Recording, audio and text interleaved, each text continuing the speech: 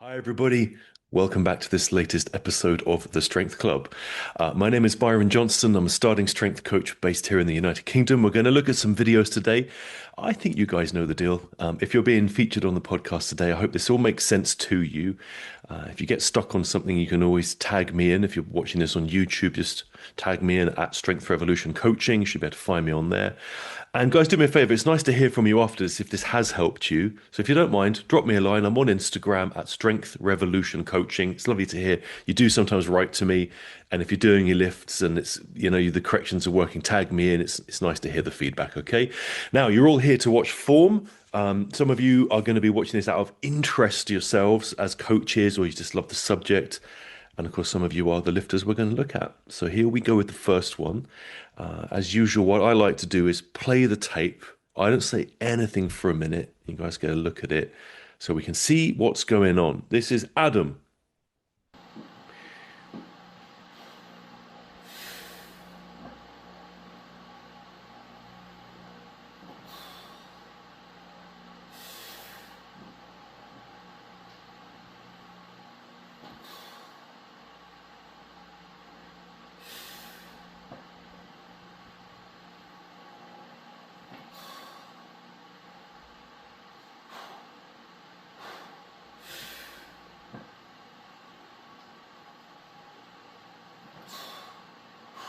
Okay.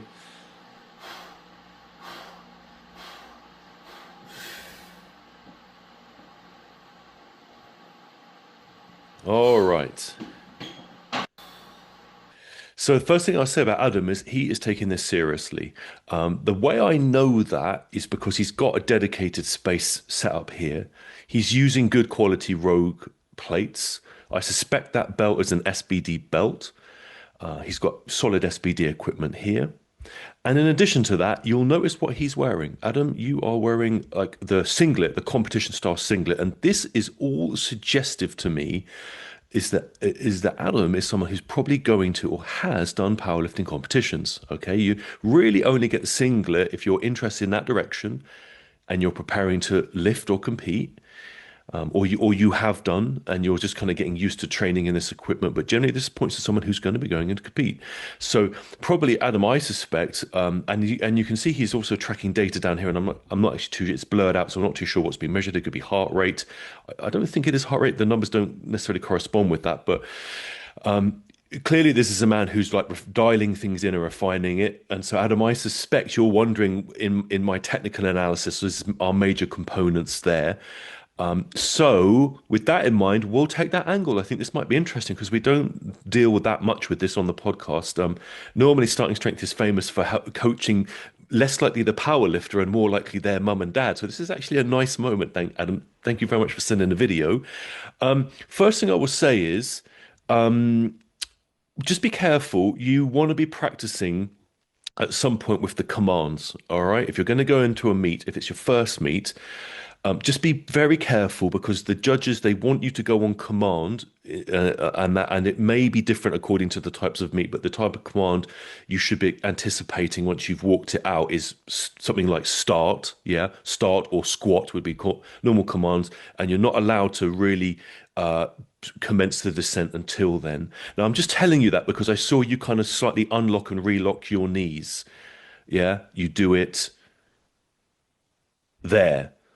All right. Now, if that gets louder and you do that prior to the judge's sort of consent command to commence, they may not like that. That could generate a red light. So you probably want to watch out for that. Okay. Any little disengaging and unlocking could suggest to them that you're trying to start the lift ahead of their command. All right. And so anything like that, we want to be careful of. That can, if that happens in pressing in the bench, coming down too early, or racking it too early.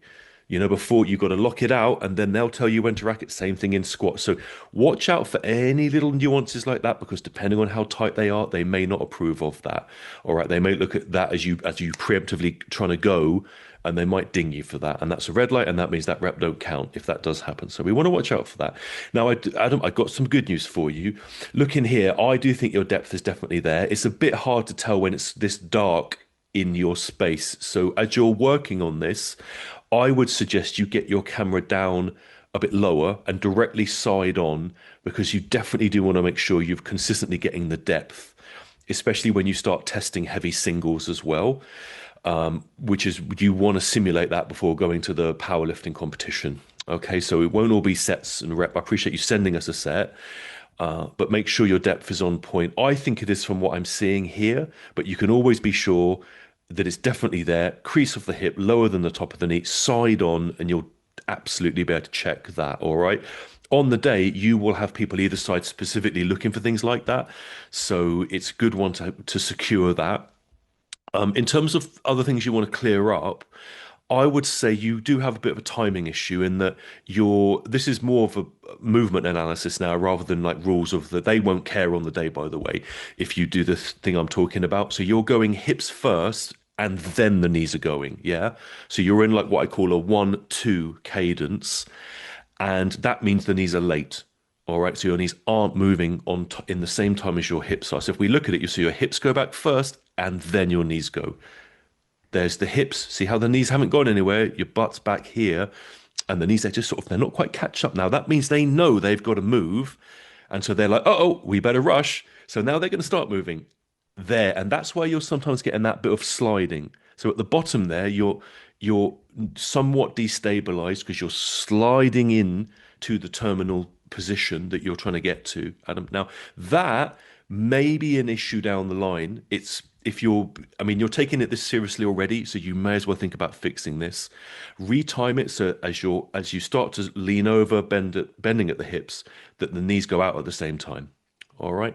Now, simple way of doing that. I think you've got that's a mirror at the front of your gym there. Without the barbell on your back, stand side onto that mirror, turn your head, look in the mirror, and just practice leaning over and sending out your knees at the same time without the barbell. Just literally retime the movement. And then when you get under the bar, that should come with you and you'll see that side on. All right. That means that anatomically, the parts of your body that needs to be in the correct places at the right time will be there. And that's of interest to someone like you, because if you are competing, then as you well know, the person who can do the most on the day is going to be the one who wins. All right. So if things are not in their correct positions, then other problems can arise down the line, which we don't really want to deal with. Not mechanical ones and not anatomical ones. Yeah, these issues. So that's probably one little thing that you're interested in sorting out there. Retiming of the hips. There's the little bump again that we want to take out. Now the hips go, the knees like in a rush to catch up. Yeah, that should help you feel a bit tighter at the bottom, and that will help you with that rebound. And that we definitely do want to get you back up. Okay, the bar is moving somewhat on your back, Adam. So just make sure that prior to descent, just re-tighten your shoulders back together, reaffirm your control of that barbell. All right, because you're going to be going to do some heavy stuff when you do these lifting meets. So you want to make sure that sucker doesn't feel like it's going to let you down and move around on you. We don't need that happening to us. We're working with heavy damn weights, yeah? If in doubt, get a bit of chalk on your shoulders. I do that all the time when I'm squatting. It just makes sure that traction on that barbell is absolutely there for you. Okay. So yeah, just consider those points. Be wary of that pre-knee bend. You don't want to signal to them that you're starting without their consent on that descent. Well, that's like a raps. I could definitely make a tune out of that. Consent on descent. Guys, music business guys, hook me up here. Yeah, watch out for that. You don't want to get dinged for something like that, okay? All right. So, Adam, good luck. The meet, good luck, man. Write to me. Let me know how it goes, okay? All right. I wish you well for it. Remember to enjoy yourself. All right. Okay. Now, I don't know. He's written this name in the notes as Frankfurt. I wonder if it's just Frank, but he says Frankfurt. Frankfurt. I'll call you Frankfurt. You've written Frankfurt, so we'll go with Frankfurt. I think it's maybe just Frank. This issue here, Frank, bars rolling around her. Let's have a look at this guy. He's in his garage. Look at this. He's got some classic rock playing as well, but I'm going to turn that down somewhat here. But that thing of the bar, yeah, I know you're sorting out the camera position, but then the bar kind of does its own thing. We'll talk about that in a second. Let's look at Frank doing his thing. I'll shut up for a minute so you guys can have a look.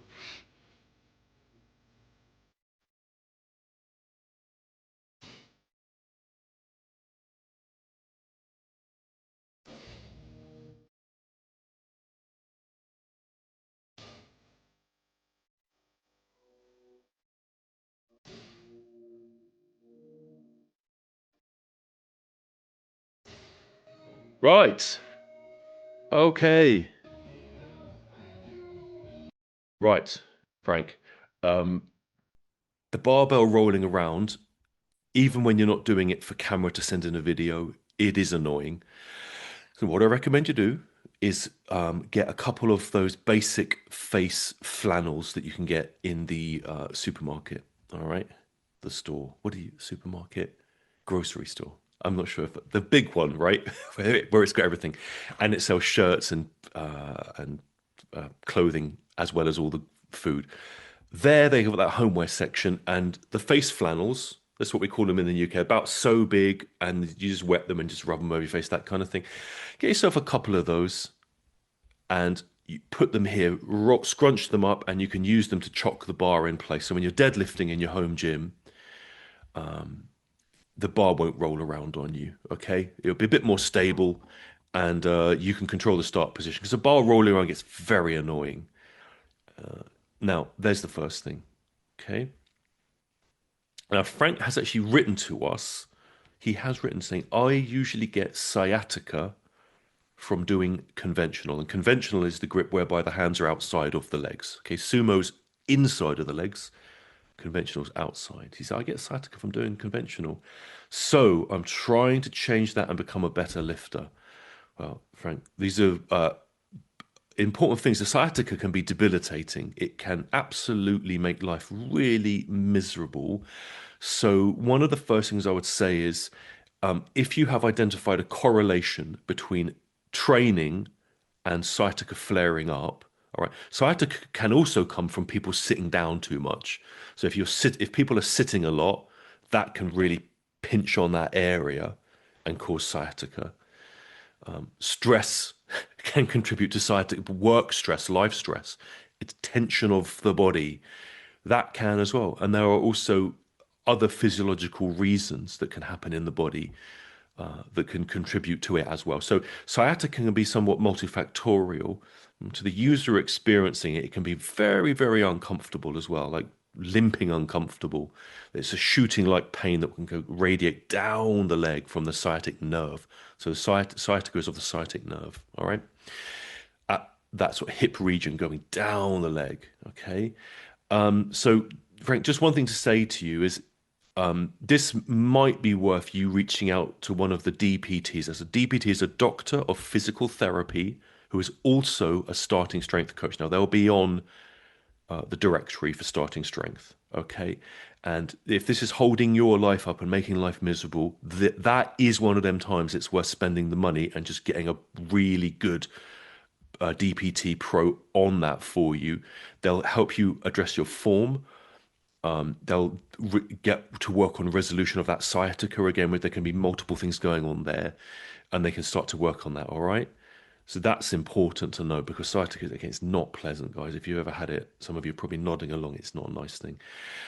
For the meantime, uh, Frank, I'll do the best I can. All right. So we do have a few things going on here. We talked about positioning of the bar and it's getting away from you. My thing for you is that you probably want to review the 5 steps. So that's the starting strength tutorial. We're going to look at another deadlift in a bit where the participant that really does need to review the steps as well. But go over the 5 steps because in your setup, you're having a few troubles here. Just there, you grip the bar, but the bar kind of moved away from you again. So try not to move the bar. Get it over the middle of the arch of your foot. That's at the base of the metatarsals, the long bones in your feet, the base of them.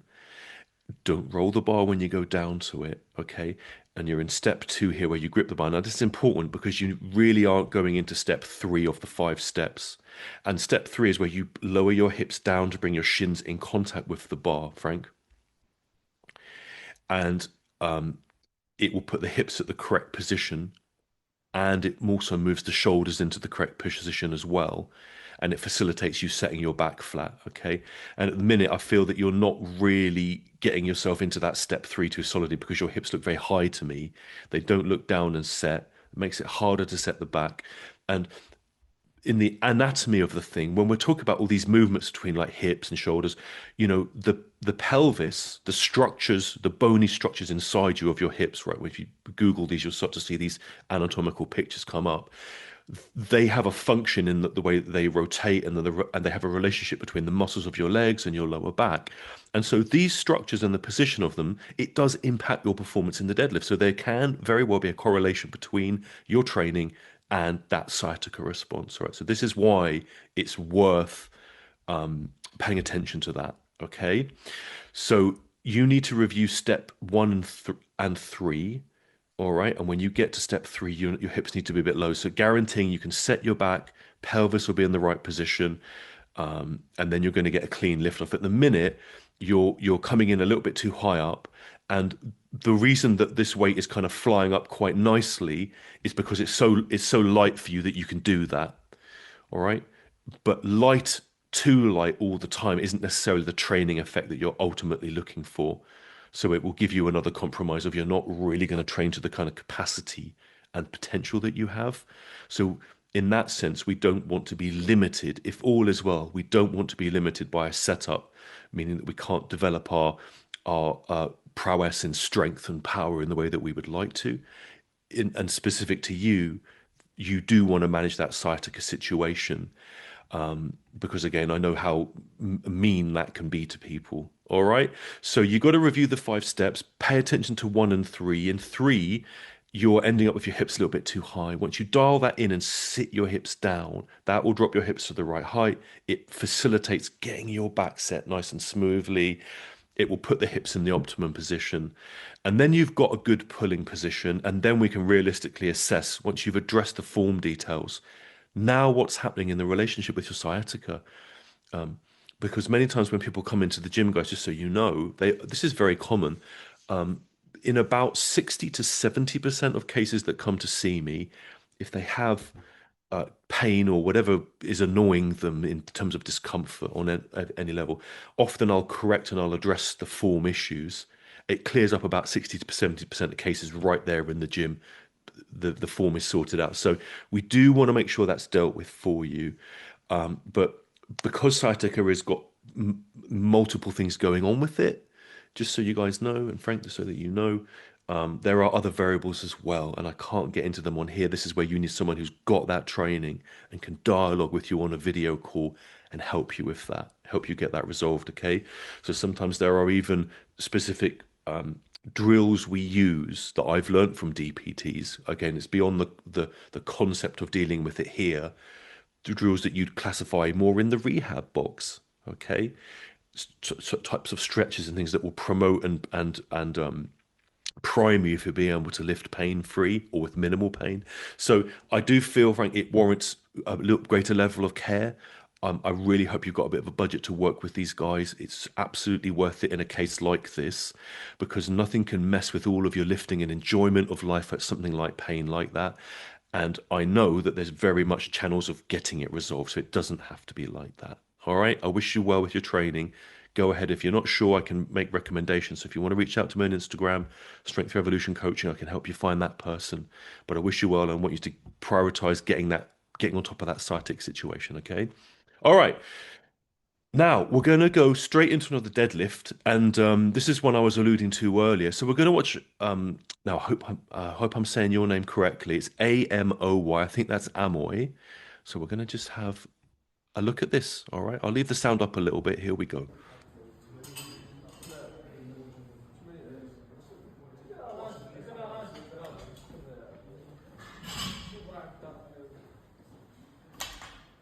Okay. So she sent us in deadlift, but it's only 1 rep, and it's very difficult to form check 1 rep. It is very difficult because if you could have gone back to the bar and done another 5 reps, like stepping away, going back, stepping away, going back, and they could all look different, right? So this is where it gets tricky. Don't hate me, but it's because it is hard to form check off of 1 rep when you haven't seen consistency. Sometimes people, when I do form checks, they in my lifters that I coach online, they'll do one thing 1 time in let's say a set of 5, and then it doesn't reappear on any of the other 4 reps. They just sort of deal with it. And so I say to them, I say, I've seen it, but we're not going down that rabbit hole because that's that one thing that one time we don't freak out and worry about it. There is a point in starting strength where we're so finely tuned to technique that we take ourselves down rabbit holes that we don't need to go down. So, Amoy, this is the problem of one rep coaching, yeah? This is why we always put it into sets of fives, all right? Now, I will say at this weight range, I suspect this is about 90 kg, if those are 20s and that's 15. So, and that moved up very nicely, by the way. So once you got that thing moving, that wasn't even 2 seconds. So you've definitely got the capacity there to be a solid lifter. I would say probably the very best thing that you can do is go on, and I mentioned this earlier, is go onto YouTube, type in starting strength deadlift tutorial, and there the starting strength has loaded up the actual 5-step process that we use. And what I think you should do, Amway, is just basically pen and paper, just note that down in 5 points. And then as you go back in to do your deadlifts, just get into that process of repeating those 5 steps because you've got basically something with each of them.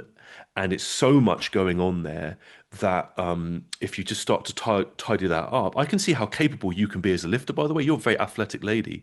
So if you just tighten up those few things, you're going to be damn well unstoppable in that gym.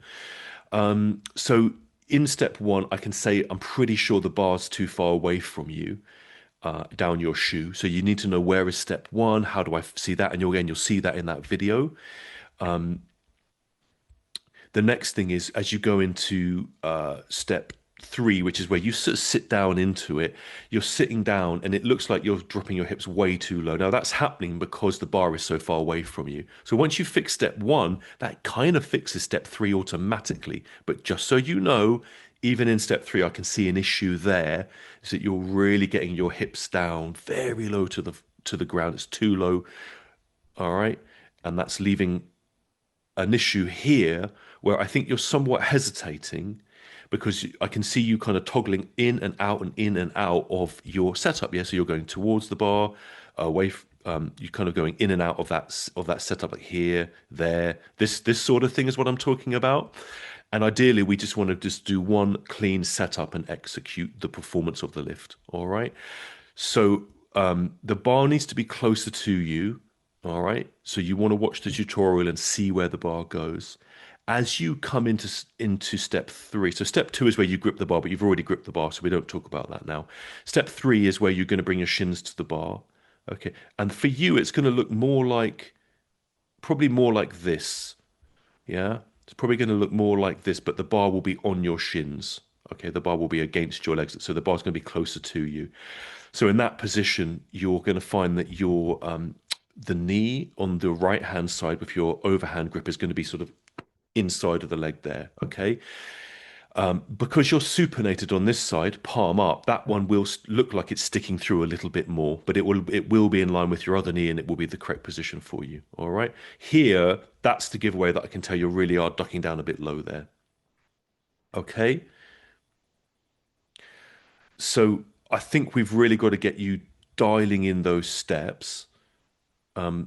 You're not really doing step four at all. That's where you set your back flat. So once we fix those things for you, I think you're going to have a much clearer look at what the lift looks like in each of those steps. And so you probably want to watch that video 2 or 3 times, Amoy, just to really get a good imprint in your mind of what we're trying to do with the body so you can get it set there. All right. So we're looking for a little bit of attention on pretty much all of those steps. Certainly 1, 3, and 4 you'll need to address. Okay. Once you've got that dialed in a bit more, I think then it's worth probably down the line sending in another video, a set of 5 with those corrections, or we can look at it again and start to help you then refine out the other points. All right. So hopefully that's helpful to you. I know that wasn't so specific because I feel like ideally I'd be in a room with you, walking you through those steps. Next best thing to that is if you don't have a coach near you, a starting strength coach, get into that tutorial and just really get working on that. Okay. Thanks for sending in your video. Right. Loretta, let's have a look.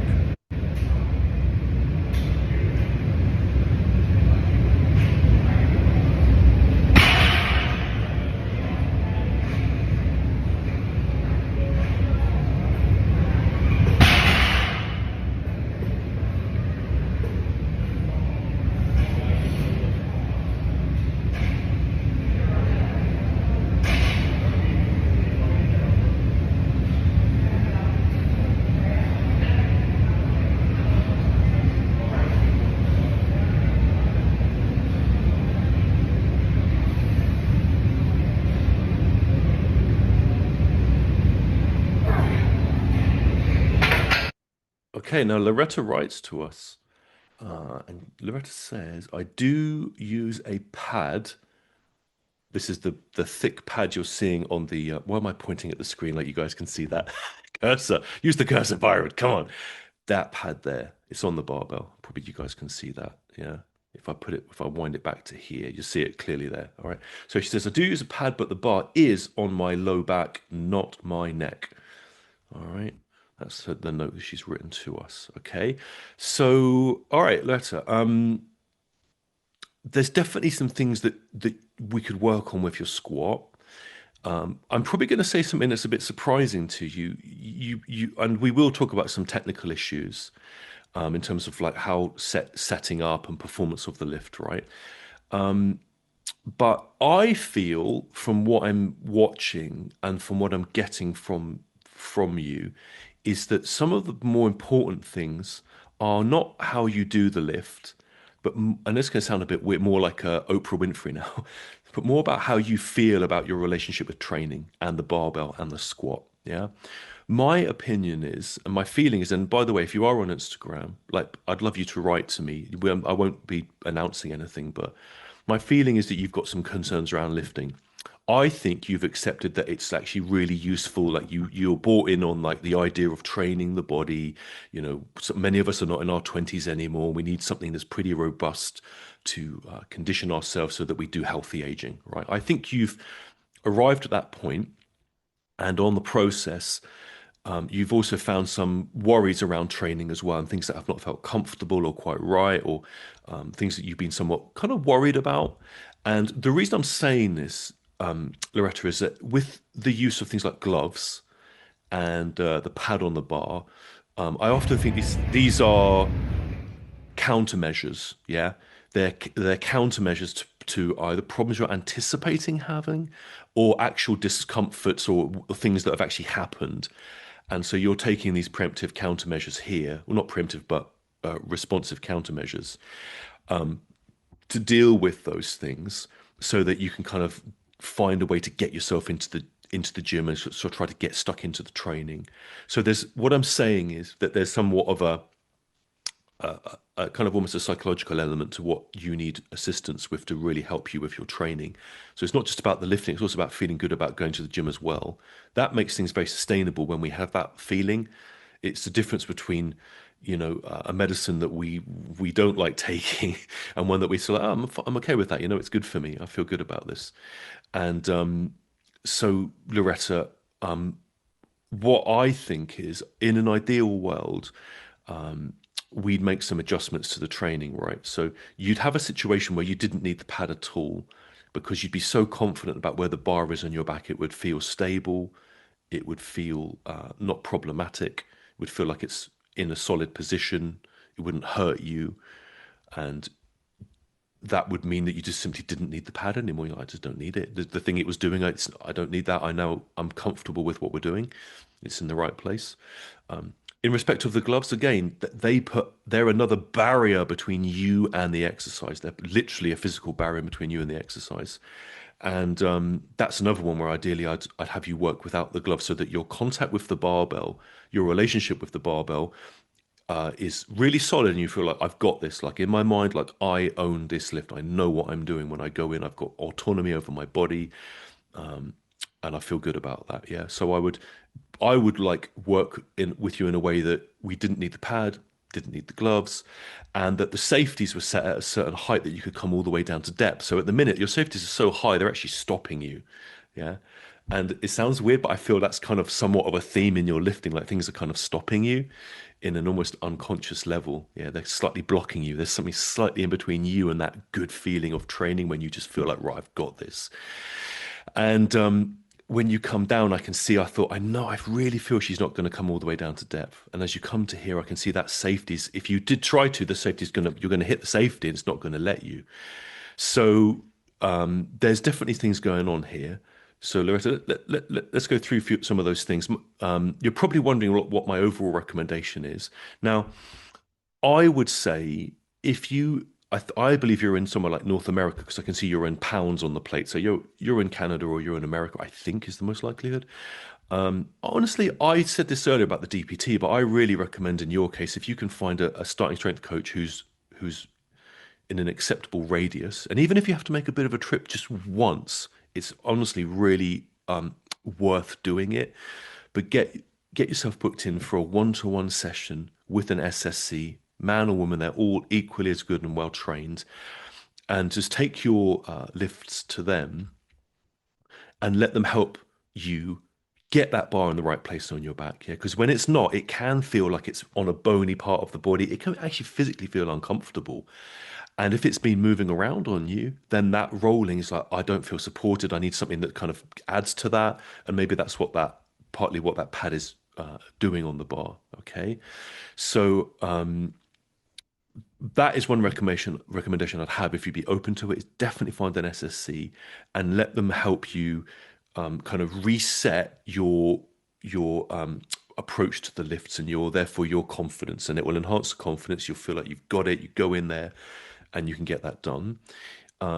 So I'd be looking to help you with the barbell position on the back, making sure it's seated properly on your back, and that you understand that by setting yourself up, and this is going to feel like you're squeezing your shoulders together, that will bring up together muscles that are behind you that you can't see, the posterior deltoids. And that's what's going to provide that very secure shelf for the bar to sit on that just feels like it's in position and it's not going anywhere. The gloves one, yeah, I'd ideally have you just keep your hands on the bar because the gloves at the moment are actually leading to you feeling in such a way that you can just let your fingers off the bar. I actually see you there, like actually open your hands. And this is the kind of weird psychological thing that gloves do. They feel like, well, so I feel the glove, you don't feel the bar, right? So you still get that sensation of you're in contact with something, but it's actually the fabric of the glove and not the barbell. And the barbell is that which you need to master and have control of. And that's why I'm not too keen on too many barriers like pads and gloves between you and the barbell. So again, we're back partly to the mechanics of it, Loretta, but also the relationship of the mind and how we feel about training and knowing that we've got that confidence. Okay. So ideally, if none of these, Byron, I'm not listening to any of this. Tell me what I'm going to do. I'm keeping the gloves. I'm keeping the pad. What do we do now? Okay, Loretta, here's what we'd have to do. All right. So we probably want to get your grip and your shoulders back together a bit tighter. Okay. I do still feel that there's some kind of movement there of the bar inside of the pad. I can see the plate spinning a little bit. And I think we just, by you maintaining the tightness of your shoulders back together and squeezing your arms back, like you're almost trying to touch your elbows together, that upper back stability that you're looking for is that you're kind of simulating it now with the use of the pad. I think it's sort of an intermediary. But really, what the thing you want is that feeling of like, right, I've got this. And so bringing the arms together, squeezing your shoulders back together, with or without the pad. You know which one I want, but if we're going to keep the pad, right, let's lock that down. All right, let's get that secured. And if you're going to keep the gloves on, just be wary because you're unconsciously released. I bet you didn't even know you were doing that. That's an unconscious behavior. So keep that hand, keep the fingers and the contact around the barbell because we need to maintain that upper body position. All right. Now your safety is set too high, so we need to take them down one or two settings in the rack so that as you squat down, Loretta, it gives you the room to come down so that the crease of your hip is down lower, and it's ideally going to be just lower than the height of the top of your knee. So here's the crease of the hip up here, and here's the knee. Now that for you may feel like a pretty bloody long reach to go to. So you may have to take a little bit of weight off the bar, okay? And that's fine. Take a little bit of weight off the bar and see if you can come down lower. Now, if you can get all the way down to that point, that's fantastic. But if you might be struggling with that, okay? So you got to see if one of the ways to deal with that is to just in time as a little project work on coming lower by session by session by session. And when I say low, I mean your depth, right? The depth to which your hips come down. And if that bar needs to be a bit lighter temporarily for you to get that over the period of a few sessions, I encourage you to do it. Okay.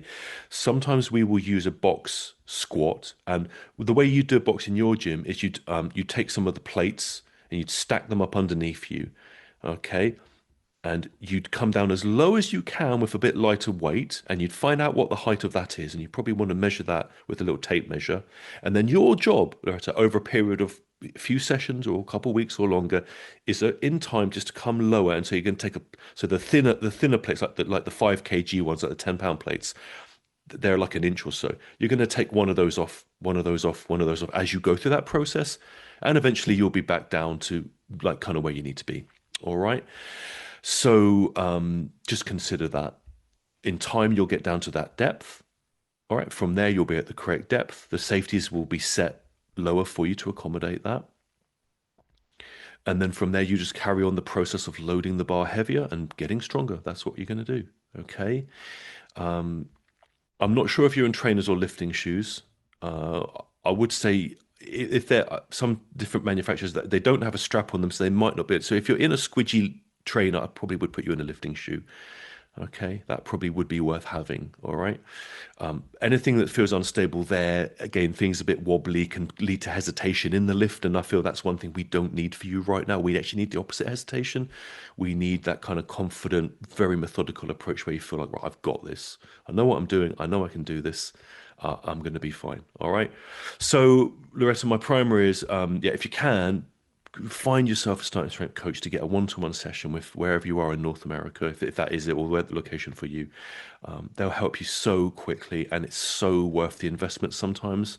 I know it sounds like you're spaffing money, but it's money that's going directly back into your well-being. So sometimes those sorts of things, actually, it really does pay off. Okay. Either way, I wish you well with your training, and thank you so much for sending in the video. I know you might have been nervous about loading up something like this with the pad and the gloves, but hey, I just take people where they're at and meet them where they're at. Okay, so good luck in your training. You know my thoughts.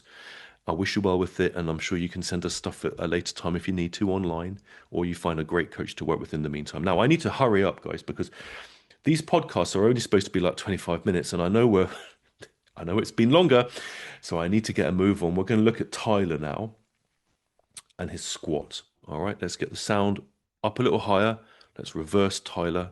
Let's have a look.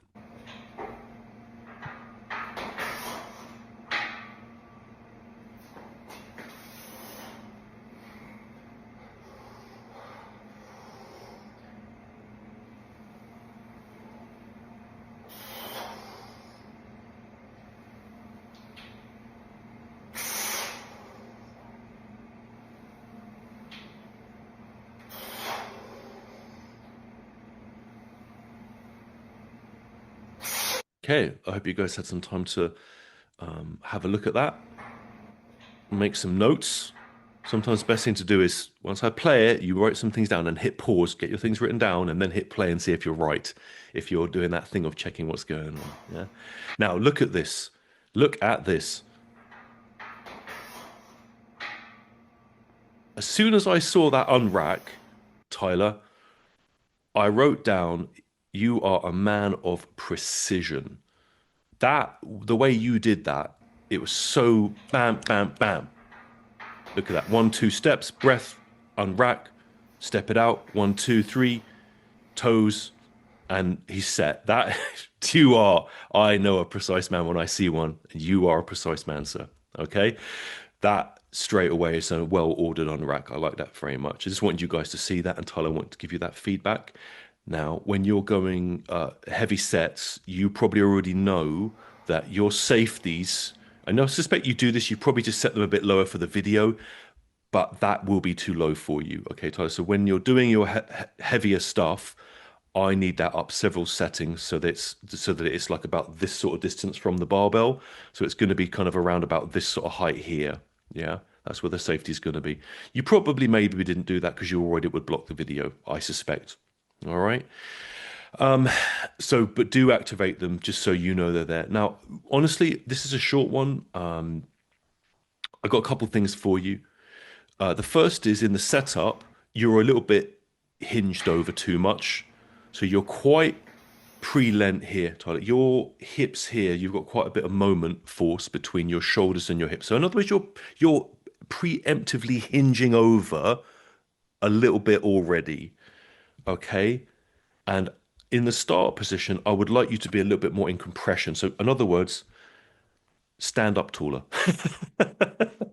Yeah, just stand up a little bit taller. Okay. You're hinging a bit more than you should be. And as things get heavier, that's going to start costing you. All right. So we want to take that moment force out in the start position, stand up a little bit taller.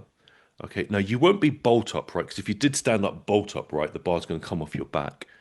And so the way that we deal with that is by standing upright. We just lean very slightly, almost like we're leaning from the ankles. All right. And that takes the weight off the heels and puts it back on midfoot and provides a slight angle. And that's what keeps us from feeling like the bar's going to roll back off us. Okay. You've interpreted it a bit more as like pre-hinging from the hips. I suspect what you're thinking in your mind is you're getting ready to lean over. You're really getting ready to lean over. So you've done it, you're so getting ready that you've started without anyone else. So Tyler, just clear that up a little bit for me. The next thing is I feel your depth is actually lower than you need to go. You can probably cut your depth off by an inch. All right. I think you're going down lower than you need to for the effective training range of motion. Okay. I'd say there, I'm trying to freeze up the tape at the very bottom of it, but you're probably the angle of your thigh there looks really deep to me. You can probably cut that off by about an inch and you'll get the training effect that you want. Now, if you're going to go and compete down the line, having that very guaranteed depth is not such a bad thing because it means you can virtually guarantee you'll get a white light. I don't know if that's something you're interested in or not. But for training perspective, I think you're actually coming down lower than you need to. And again, I probably won't be able to get it, but if I can wipe the tape back a fret, yeah, I can't quite get it, but it's going to probably look a little more like this. So crease of the hip just below the top of the knee. Yeah, just below the top of the knee. And then you can get the rebound from there. All right. And to be honest with you, Tyler, again, you're such an organized man, but I'm really happy with what you're doing. I think you're going to have some damn good training. I felt like this set, let me have a look at the bar speed for a second here. I think you're feeling it, but I don't think it's your top end by any means. So carry on adding £5 time and make sure you enjoy your training. Just fix those minor things. And yeah, man, carry on loving it. Okay. All right. Good to see you guys. If you found this on YouTube, wherever you found it, if there's an option to give like a thumbs up or a like or anything like that, it is good because it does get the word out there a bit more. And if you're one of the people that's been featured, just say it's nice to hear a thanks if you can spare the time. We appreciate that. It's nice to hear that. And if you want to reach out to me, I'm Strength Revolution Coaching on the socials. Or strengthrevolution.org if you want to find my website and send me an email for anything else you might need. Okay, this has been the Strength Club latest episode. Thanks very much, guys. Good luck with your training. I'll see you next time. Take care. Bye for now.